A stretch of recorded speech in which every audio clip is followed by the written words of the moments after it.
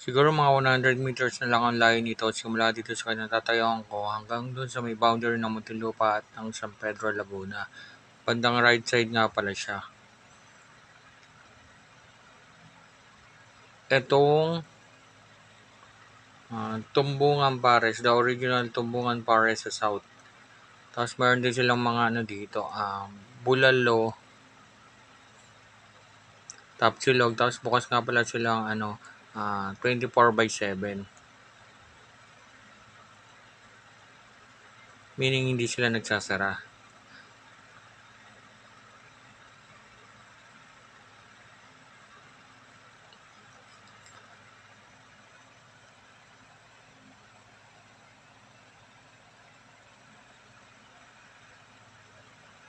Tapos meron din sila ditong sisig tapos pares.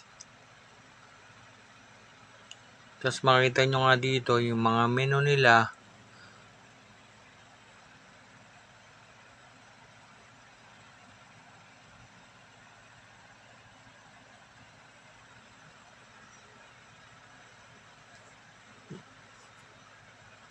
Na sobrang dami ng pwedeng pagpilian dito. Tumbong menu.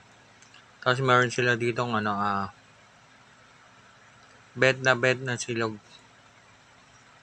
Na kung saan ang lalalim ng mga hugot nila dito. Tapsilog, lechong kawali, tapos may liempo with rice, tapos chicken with rice. Ayan. Biro mo na pagkamura 105 lang oh. Tapos meron din sila dito bulaklak silog, tapos long silog, tapos ito, pares sayo ito. Meron silang pares bulaklak, pares beef, pares mami, pares tumbong beef, tapos pares bulaklak beef. Ipagsisigawan kita, ang lalim ng hugot na grabe, ang galing.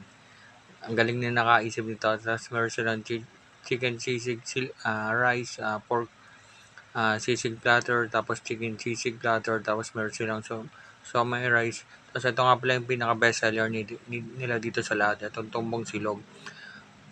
Nalagay nga pala siya sa kawali na maliit nga pala. Tapos ito pa, may mga tumbong pares sila dito. Tapos may pork sisig rice. Tapos mag-add lang kayo ng 20 pesos para unli rice na siya. Kasi ito nga pala yung mga sticker ng mga vlogger na nakapag-vlog na nga dito. Kung hanapin nyo kung nasan dyan yung sticker ko, wala pa. Wala pa akong pinapagawa dahil sobrang busy ko sa trabaho. Hindi ko na maasikaso magpagawa ng sticker. Tapos pwede rin din kayo magbayad sa kanya through Gcash. Ay, makikita nyo sa may dulong kanan ko. Pwede ka magbayad ng Gcash. Ito nga pala yung vlogger na si Sir Manuel Olaso. Napapanood ko nga pala yung mga vlog niya. Tapos ito nga pala kumain na nga pala sa kanila si Sir Marco Season. Ay, yung sikat na singer nga pala. Tapos ito nga pala, ito yung kainan nila noon. Tapos dito, makikita nyo nga pala dito na na-feature na ni Chef JR yung nila business nila. Chef JR nga pala, papalad nyo nga pala siya sa unang hirit. Tapos ito nga pala dapat alam mo to, na-feature na nga rin ni Ma'am Susan Enriquez pati ni Kuya Kim yung nga pala nila, tumbong pares ng bayan. Pares sisig tapsi, the original Pares sa South. Located nga pala siya lang Barangay Tunasan, Muntinlupa City. Madali lang siya kahit mag-commute kayo, madali lang siya hanapin. Tapos ito nga pala, pinapanood ko nga pala paano nagsimula yung tumbungan nila ng bayan. Tapos yung mga preparation kung saan siya nagsimula. Kaya medyo maaliw ka dito. Tapos hindi siya boring dito kahit kailan mag-isang kumain dito. Tapos may sounds kayo na medyo in nga sa kasalukuyan yung sounds nila. Kita niyo yung food preparation nila, ang ganda, ang linis.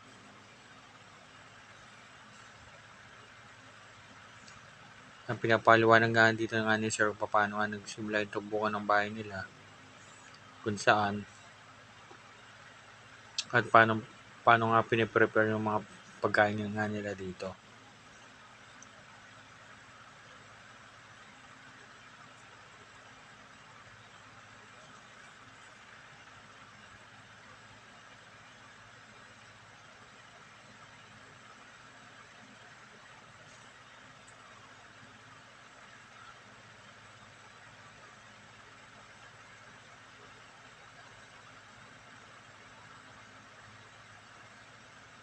Kitang-kita niyo na sobrang dami ng kumakain sa kanila dito.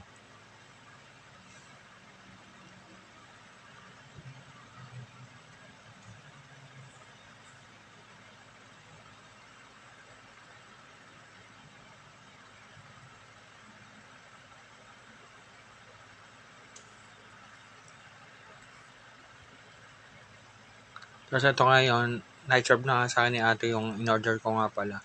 Tapos ang cute ng lagay nila, maliit siya na kawali. Tapos ano, may kasama na siyang fried egg. Tapos may ano nga pala, may rice tsaka yung tumbong na kasama. Tapos nalagay siya sa ano, yung soup nga pala nalagay siya sa maliit na kaldero. Hindi na ako nagpa-only rice nito kasi ano, dumating ako dito, galing ako sa trabaho, medyo patulog na nga ako. Baka medyo maparami pa kain ko dito kaya sabi ko isang kanin na nga lang. Tapos pagkakain nga pala kayo dito, medyo safe kasi ang daming nga din nila dito CCTV. Tapos may parking sila dito.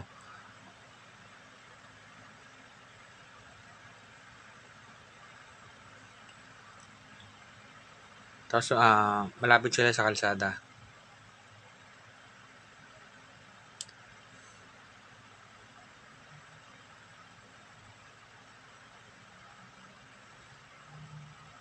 Tapos nung natikman ko nga yung rice nila dito, sobrang nasarapan ako.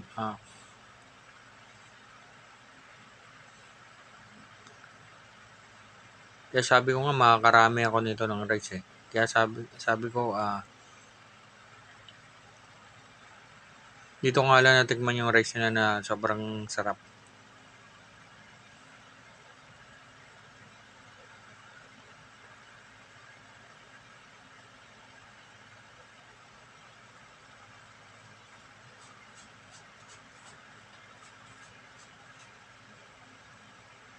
Tapos yung soup nga pala nila sakto-sakto nga lang sa timpla nga nila.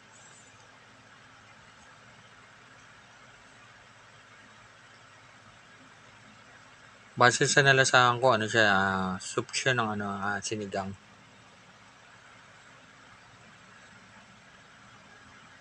Hindi na nga rin ako nag-soft drinks dito kasi kadalasan pag kumakain ako, naka-soft drinks ako palagi. Sabi ko, baka maparami pa yung kain ko nga dito. Sabi ko, magtutubig na lang ako siguro pagkatapos kong kumain dito.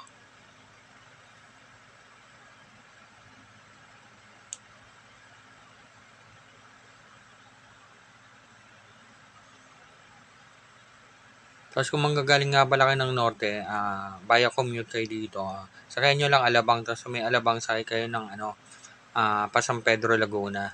Tapos bandang right side siya. Sabihin nyo lang dito lang kayo ibaba sa may ano, tapat lang siya ng RMT bago siya mag Divine Mercy.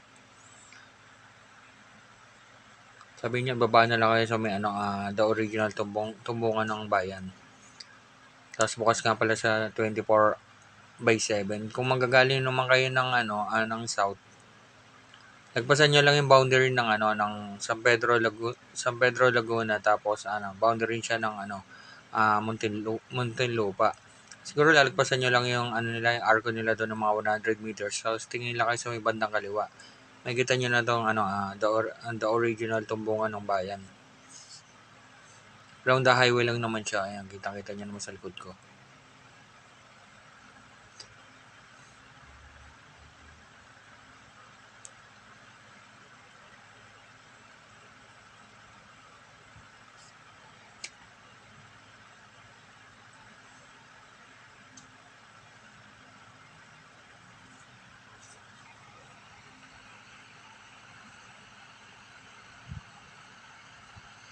Tapos ang babait pa ng mga staff nila dito. Asikasong-asikaso kayo dito eh.